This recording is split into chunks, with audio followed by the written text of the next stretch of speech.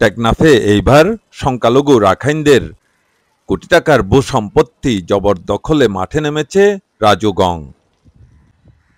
এই ভূমিদস্যু সিন্ডিকেটটি ইতিমধ্যে হুমকি-দামকি, ভয়ভীতি, চাঁদা দাবি সহ নানা অপতৎপরতা শুরু করেছে বলে অভিযোগ পাওয়া গেছে। সম্পদ রক্ষার্থে রাখাইন পরিবারের বিধবা পুত্রবধূ কিং ওয়াং মে গত ৮ ফেব্রুয়ারি টেকনাফ থানায় লিখিত অভিযোগ দায়ের করেছেন সংশ্লিষ্টদের বিরুদ্ধে।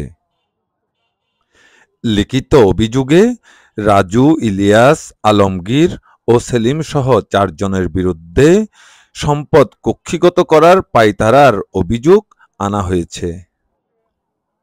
উক্ত অভিযোগে আরও উল্লেখ করা হয়েছে, গত ৫ ফেব্রুয়ারি উল্লেখিত ব্যক্তিরা দেশীয় অস্ত্রশস্ত্রে সজ্জিত হয়ে বাদিনের বসতবাড়িতে এসে অকথ্য ভাষায় গালিগালাজ ও ভয়ভীতি প্রদর্শন করে।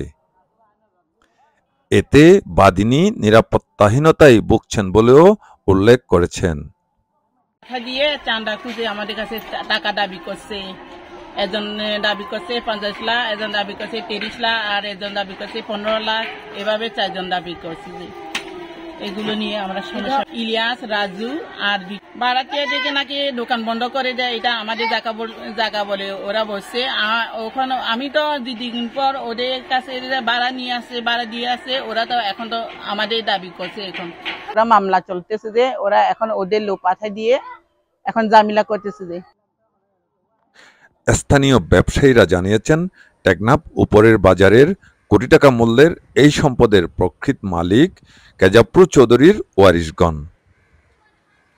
তবে ডিয়ারাবুলের সুযোগ নিয়ে বিগত ২০২১ সালে একটি প্রভাবশালী ভূমিদস্যু চক্র উক্ত সম্পদ কুক্ষিগত করার পাইতারা শুরু করে।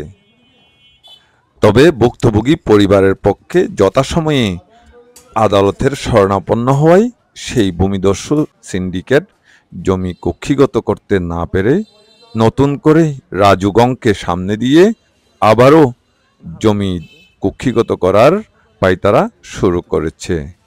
১৯৮০-তে তরকারি ব্যবসা করতে আমার আব্বা নজির আহমদ সদর।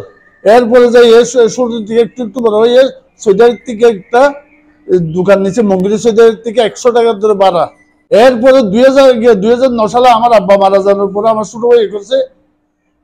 ২০০৯ সালের পরে আমার আব্বা মারা যাওয়ার পরে, নজির আহমদ সদর মারা যাওয়ার পরে, তারপরে ছোট ভাই নুরুল বছর, এই সময় আমি বিদেশ ছিলাম। আমি বিদেশ থেকে আসার পরে ১৬ সালে উনি দোকানটা আমাকে দিয়া উনি বিদেশ চলে গেছে, আমি আর যাই নাই। মঙ্গিরি সৈদারের পুতর বউয়ের আন্ডারে ৩ লক্ষ টাকা হিসাবে সালামির ধার্য করে ৫,০০০ টাকা ভাড়া করে দোকানটা আমি আবারও নতুন করে এগ্রিমেন্ট করছি। এখন ৫,০০০ টাকা করে ভাড়া করে আসি। ২০৮০ সালের আমরা ভাড়াটি ১৯৮০ হইতে ২০২৪ পর্যন্ত এখন প্রসেস চলতেছে। আমরা এই মঙ্গিরি সৈদারের ভাড়াটি আগে ছিলাম মঙ্গিরি সৈদারি, এখন ওনার ওয়ার্ড সূত্রতে আইসে জন সৈদারের পুত্র বউ। এখন ওরা আইসা ওদের জায়গা বলতেছে, ওইটা দেখতেছে। আমরা তো মঙ্গিরি সৈদারের ভাড়াটি, আমরা তো কোনো দিকে তো ভাড়াটি না। এগুলো রাখাইন সম্পদের ঐতিহ্যবাহী মঙ্গিরি চৌধুরীর জায়গা। বুয়া দলিল কইরা ঝিনাইদহ থেকে জন্ম নিবন্ধন কইরা অনেক আপনার মহবুল্লাহ গং অনেকজন আছে এখানে, এরা প্রতারণা কইরা এখানে অনেক জায়গা লোকপাট করছিল। এরা আবার আপনার ওই গিয়া হইয়া এরা আবার ২ নম্বরে প্রমাণিত হইয়া যার যার সরে গেছে। এরা এখন যার যার পলাতক আছে। এরা যে বুঝতে পারছে যে আমরা যে ২ নম্বর দলিল নিয়ে তো থাকতে পারবো না, এরা ২ নম্বর দলিল এটা প্রমাণিছে। এখন নাকি রাজুগং নাকি এদের থেকে কিনে আবার নাকি এরা দুর্ভোগ বহন করতেছে।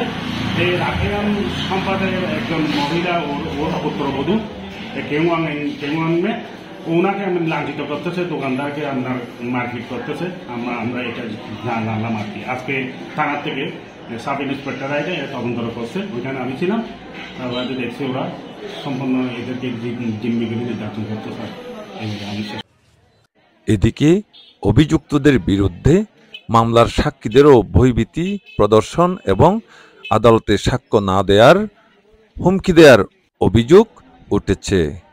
বলছে ওই সাক্ষী দেওয়ার জন্য সাক্ষী লিখছে তো সেটা বলছে সাক্ষী দিতে না দেয় না দিলে তোমার বড় একটা সমস্যা হবে তোমরা সাক্ষী দিতে যাও না এই কথা বলছে।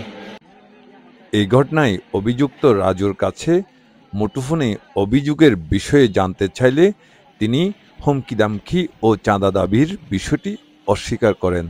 তবে সৈয়দ হোসেন নামে এক ব্যক্তির কাছ থেকে জমি কিনেছেন বলে স্বীকার করেন। কে রাজু ভাই বলছেন? জি জি জি আমি দাদি বলছিলাম। আমি নিয়েছি পাউডার মালিক সৈয়দ হোসেন। হ্যাঁ, এটা তো মামলা চলাকালীনের আগে আমি জমি নিয়েছি। 1.5 কোটি টাকা আমার ওখানে ইনভেস্ট আছে। সালমানের আছে, সালমান আমার পাশে আছে, সালমান আমার বাকি না। সালমানের 20 করা, আমাদের 5 জন, একজন অ্যাডভোকেট, আমি, হ্যাঁ আমি ছাড়া আর 5 জনে মানে সিনিয়র পার্সন। আমাদের ওখানে আপনার কি কয় 50 করা, আর সালমানের আছে 20 করা, আমাদের টোটাল 70 করা। সালমানের তো আমার ভিতরে, সালমান আমার বাকি না, আমার জ্যেষ্ঠ ছেলে। কেন কেন কেন আমার বাবার দিনে সম্ভব আমি হুমকি দেবো, জুতার বাড়ি খামু। আমি 50 লক্ষ টাকা চাঁদা চামু, কিসের জন্য চাঁদা চামু? আমার বাবার দিনে আমি চাঁদা চামু। আমি জমি যেখানে কিনছি সেখানে আমি সাইনবোর্ড লাগিয়ে রাখছি। অভিযোগের ব্যাপারে টেকনাফ থানার সংশ্লিষ্ট দায়িত্বরত কর্মকর্তার সাথে যোগাযোগ করা হলে তিনি অভিযোগ প্রাপ্তির সত্যতা নিশ্চিত করে জানান, যথাযথ তদন্ত করে ব্যবস্থা গ্রহণ করা হবে। Desk news, Teknaf today.